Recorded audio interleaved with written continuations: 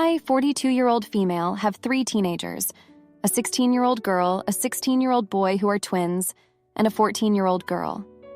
My eldest daughter came home yesterday and was upset because she received a text message from my ex-partner, 57-year-old male, asking her to send money to their half-sister for something. My daughter was so upset and asked me why her father asked her for money all the time. I was angry. For context, I split from my ex several years ago because he brought us to the brink of financial ruin. I owned a property and he put our family in a perilous situation where I had to sell my house last year to get out of our common-law relationship. I started over and now live somewhere else because I realized he did things for his own benefit and not for our family. He also uses women to get what he wants. It's a long story, but let's focus on the issue at hand. I instructed my daughter not to send the money. I told her that if there was a problem, she should let me know.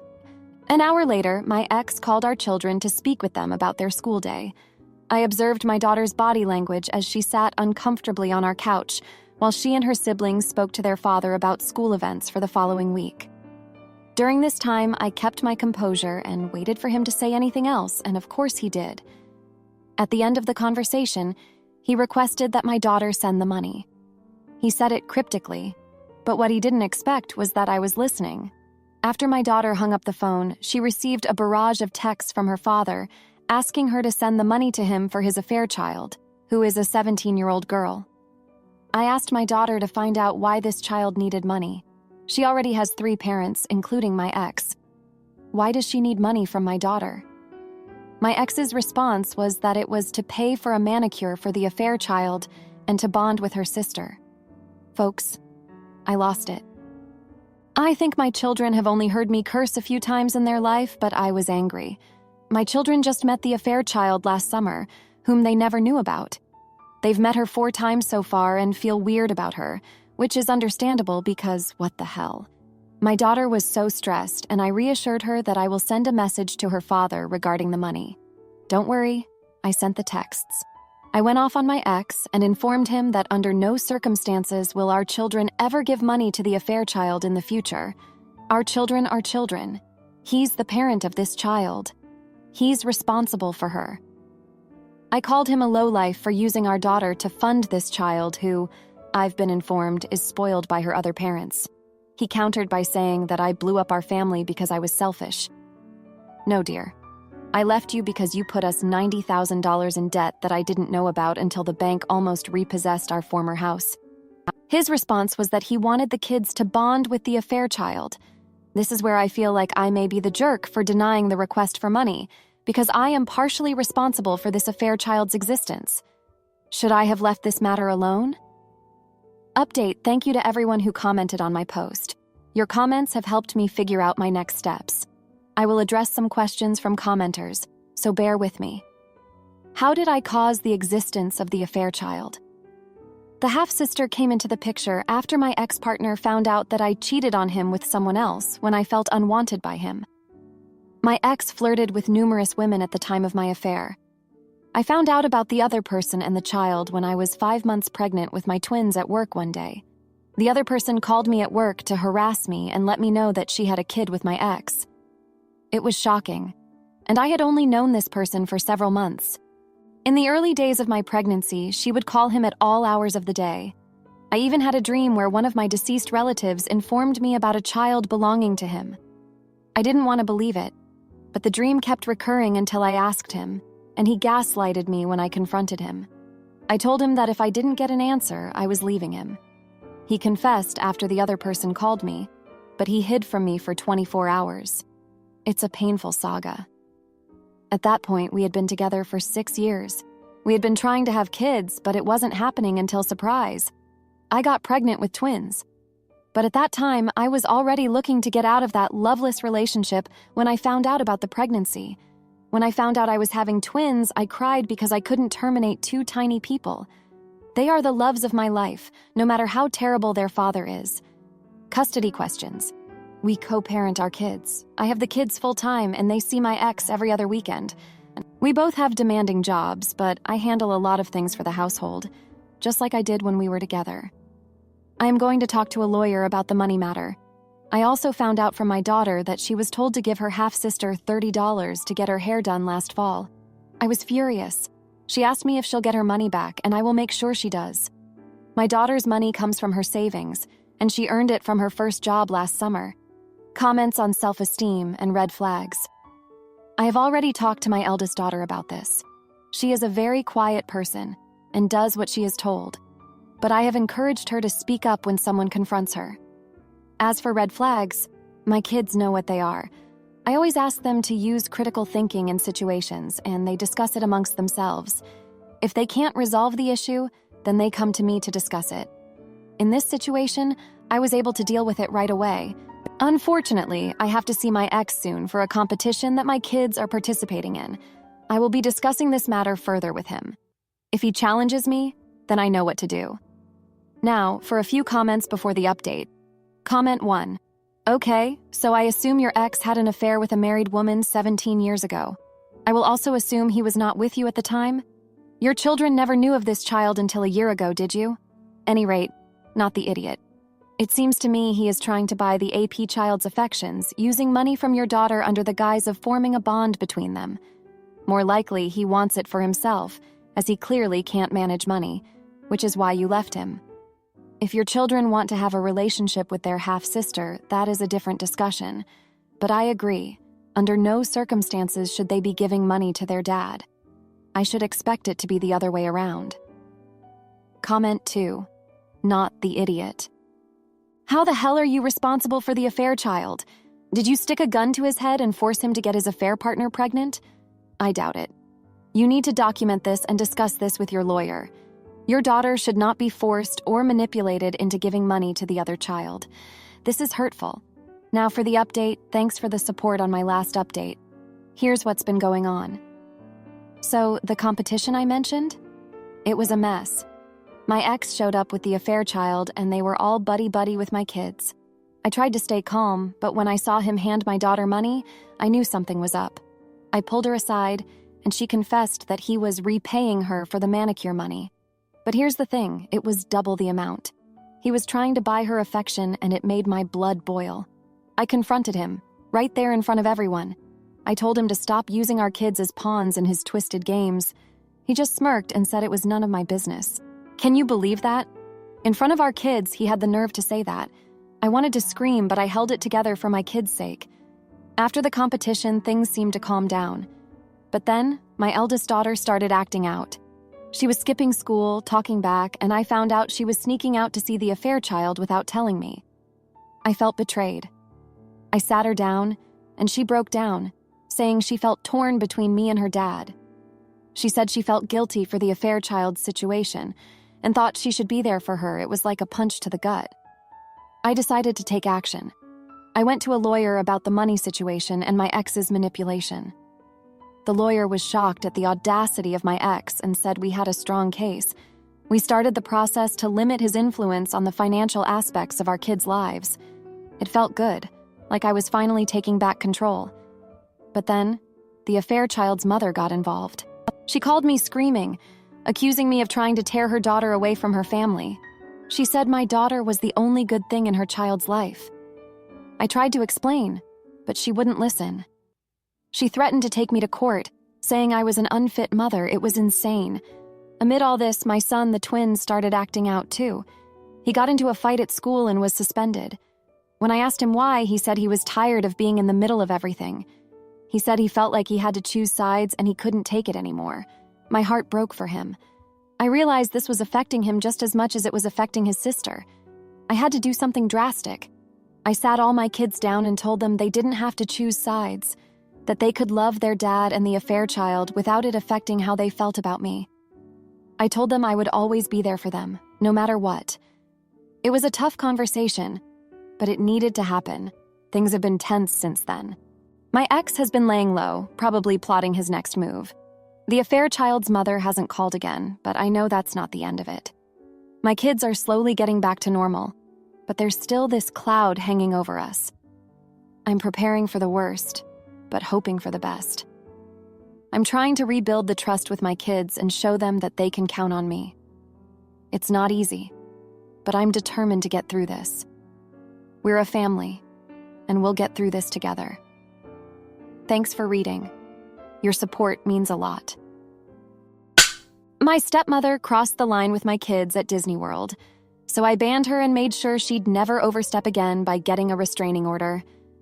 My 32-year-old female father in his 60s has been married to Sasha, fake name, in her 40s, for almost a decade. I was already an adult when they started seeing each other, so I never had much of a relationship with her.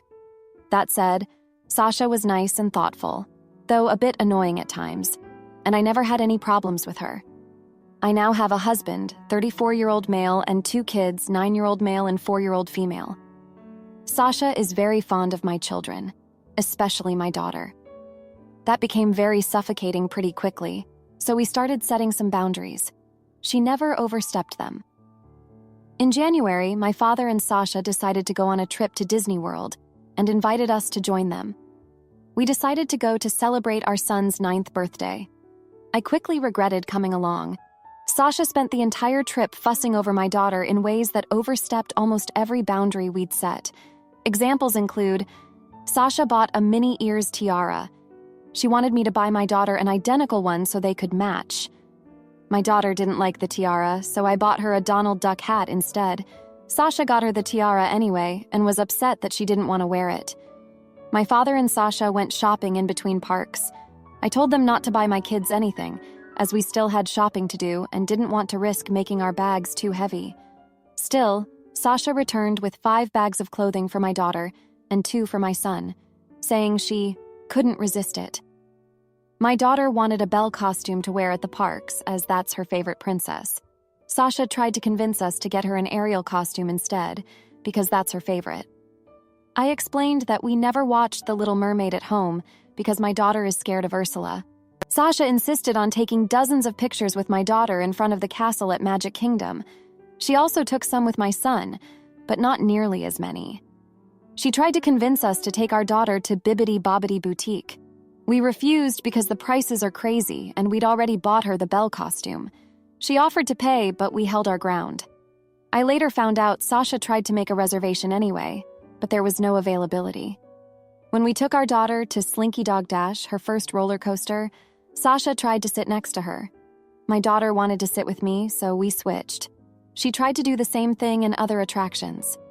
At the Muppets Theater, she tried to get my daughter to sit in her lap. Sasha also tried to pick her up while we met some of the characters. There were more instances. The final straw for me, however, was the last park day of the trip. We were at Magic Kingdom. My husband suffered a minor injury and I had to take him to the first aid station. The kids wanted to go to the Peter Pan ride, so my dad and Sasha offered to take them in the meantime. However, according to my father, the line was too long. So instead, Sasha suggested the Little Mermaid ride, assuring my kids Ursula wasn't on it. Actually, there's a pretty big Ursula animatronic there. My daughter was still sobbing and hugging her brother when we reunited. When we flew back home, I told my father that we'd no longer take our children on trips with Sasha due to her behavior. He got extremely angry. He said his wife loved my kids, thought about what they'd like to do at every moment of the trip, and that we should be grateful to have her in our lives. I lost my temper at that. I told him Sasha was a fucking creep, and that they should be grateful I was still okay with them even seeing my children after her actions during the trip. We ended up having a huge fight after that. It's been weeks since we returned home, and my father is still angry at me and my husband. Sasha has texted me a few times. She says she's sorry if she made me uncomfortable, but that she loves my kids and hoped to use the trip to spend more time with them. To be honest, I don't think I'm the AH here, but I do think I might have overreacted. I believe there's a chance Sasha's actions were motivated by love, and she truly did have good intentions. Am I the idiot? Now, for a few comments before the update. Comment 1, you are not the jerk because you have your children's best interests at heart. But it may benefit you and your dad's relationship to understand why Sasha is the way she is. Overstepping boundaries is easier for someone when they believe it's for a good cause or to have fun in a safe way. Does she have kids of her own? Can she not have kids of her own? Does she maybe see the kids as her grandkids? It's a difficult one, but getting to the source of that could make the whole thing healthier.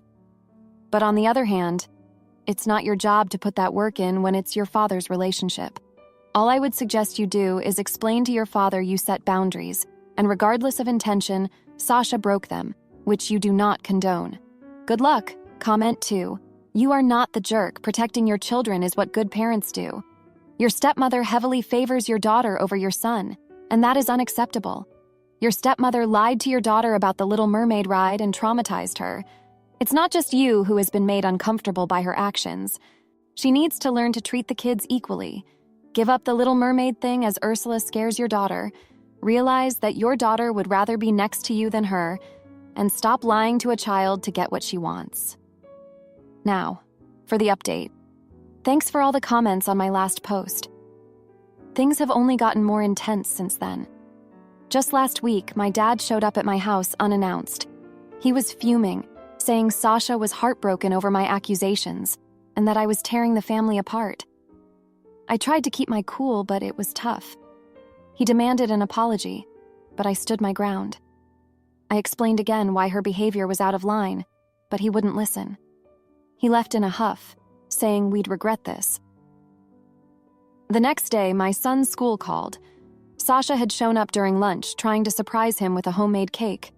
The school, thankfully, has strict policies about visitors and called me immediately. I was livid. We'd never given permission for her to visit him at school. It was a clear boundary crossed, and it scared me how far she was willing to go. I called my dad right after, and it was a shouting match. I told him Sasha's surprise visit was unacceptable and that she was banned from seeing the kids until we sorted this out.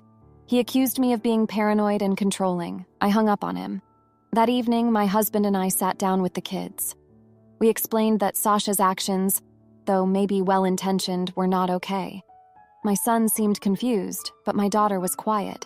She finally admitted that Sasha's attention made her uncomfortable. She didn't like being singled out and preferred spending time as a family. It was a tough conversation, but it was clear we needed to protect our kids' feelings. The next few days were a blur of texts and calls, mostly from Sasha, begging for forgiveness and a chance to explain. I ignored them. My husband and I agreed we needed space to think without their interference. Then 2 days ago, my dad called late at night. He was crying, which was shocking because I've rarely seen him show that kind of emotion. He said Sasha had packed a bag and left after their last fight about us. He was alone and didn't know what to do. I felt a pang of guilt, but also frustration.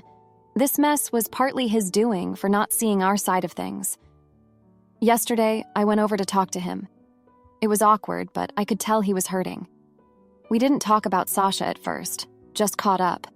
But then he broke down, admitting he'd been too harsh on us and that he missed his grandkids. He said he'd talk to Sasha about boundaries if she came back. I left feeling a mix of emotions. I was glad we'd cleared the air a bit, but I was also wary. I didn't know if Sasha would return or if she'd respect our rules if she did. Today, my dad called again. Sasha was back, and they wanted to meet to apologize in person. I agreed, but only in a public place and without the kids. We met at a coffee shop. Sasha was quiet, a stark contrast to her usual self. She apologized, saying she didn't realize how her actions affected us. She promised to respect our boundaries going forward. It was a lot to take in. I appreciated the apology, but I was still cautious.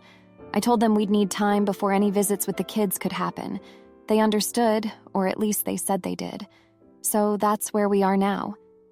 It's been, well, interesting, and I'm still not sure how I feel about everything, but I'm hopeful that maybe, just maybe, we can move forward from this. Thanks for reading. My girlfriend doubted me when I was falsely accused, but now she's begging for forgiveness, so I left her on red and took a new job far away. Basically, towards the end of last year, I, 40-year-old male, was falsely accused of sexually assaulting a colleague, 22-year-old female, on a night out. It was a load of rubbish. Basically, all that happened was a group of us were on a night out. She was drunk, and I noticed she was in bad shape, so I arranged for her to get an Uber home. However, she later claimed that I went home with her and had intimacy with her while she was too intoxicated to give consent. As a result, I was arrested and investigated by the police, and I was also suspended from work pending an investigation. After a few weeks, I was cleared of the accusations. They determined that it was all a bunch of lies. The truth is, she went home, had intimacy with her boyfriend's friend while they were both drunk, and when he found out about it, he panicked and falsely blamed me. As far as I know, she is now facing consequences for her own actions, and she also quit working at our company. If I ever come across her again, I'll express my anger by spitting in her face. I will never help or do something like that for a woman ever again. I had been in a serious relationship with my girlfriend, 29-year-old female, for about 2 years, and we were practically living together. Essentially, she was raped when she was younger, and the perpetrator managed to escape legal consequences. The police investigated the incident, believed his side of the story, and he was acquitted. So when I first told her about the false accusations against me, she struggled with it and distanced herself a little. However, when I informed her that I had been cleared of all charges, she had a severe reaction and cut off all contact. In essence, she sent me a lengthy text explaining how she wants to believe and support me, but due to her own trauma, she can't do it and needs to sever ties. She blocked my phone number and messaging apps, as well as blocked me on all social media platforms.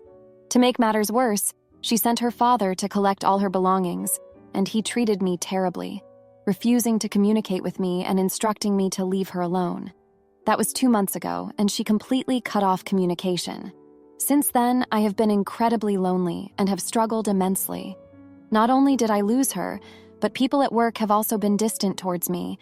It's that typical British mentality of assuming there must be some truth to the accusations if there's smoke.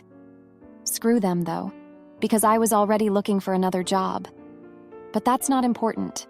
What truly hurts is the fact that she thought I could commit such an awful act. So basically, this week, out of nowhere, I noticed that she is back on Instagram and tried to follow me again. I declined her request. Then she attempted to message me, expressing remorse for how she ended things and expressing a desire to have a conversation to reassess her feelings. She admitted that she knows she made a mistake and wants to try to trust me again. But her past trauma makes it difficult. I have chosen to leave her messages on read without responding, because the mere thought of her attempting to worm her way back into my life angers me so much. She abandoned me when I needed her the most. She has also tried to reach out to me through mutual friends, asking them to contact me on her behalf. I told them to inform her that I am not interested and that she can forget about it. However, they advised me to be more understanding, to try to see things from her perspective and to provide closure for both her and myself. So far, I have simply ignored their advice, but they persistently refuse to give up and claim that they hate seeing both of us in distress. Am I the jerk for how I have reacted? Now for a few comments before the update. Comment 1, not the idiot. The next time she tries to reach out through friends, tell them, she didn't trust me when I needed her. I understand why she did it.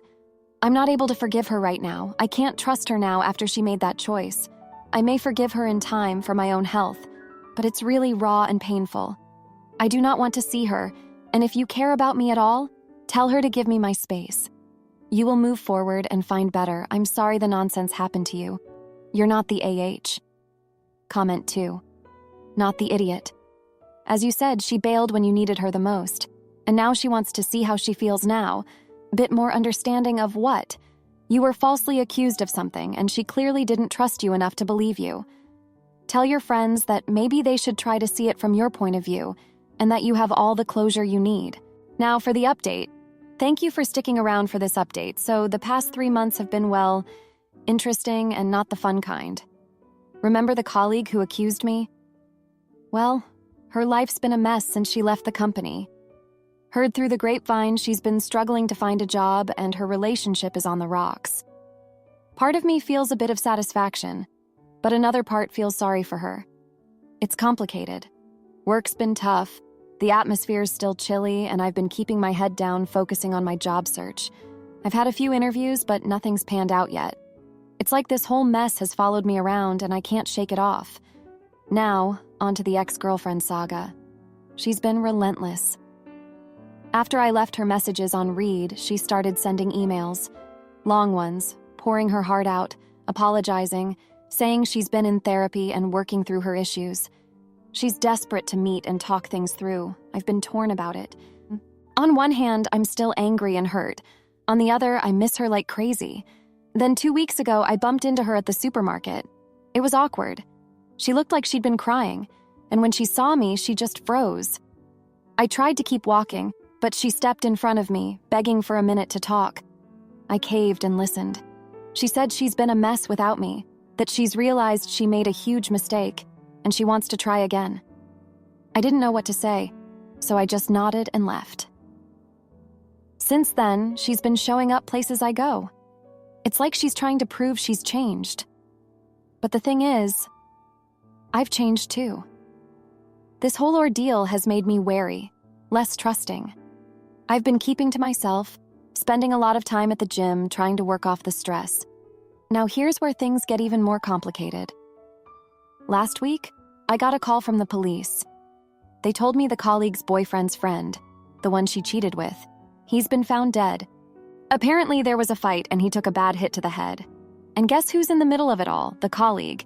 She's not a suspect, but she's mixed up in the drama and it's all over the news. This has shaken me up.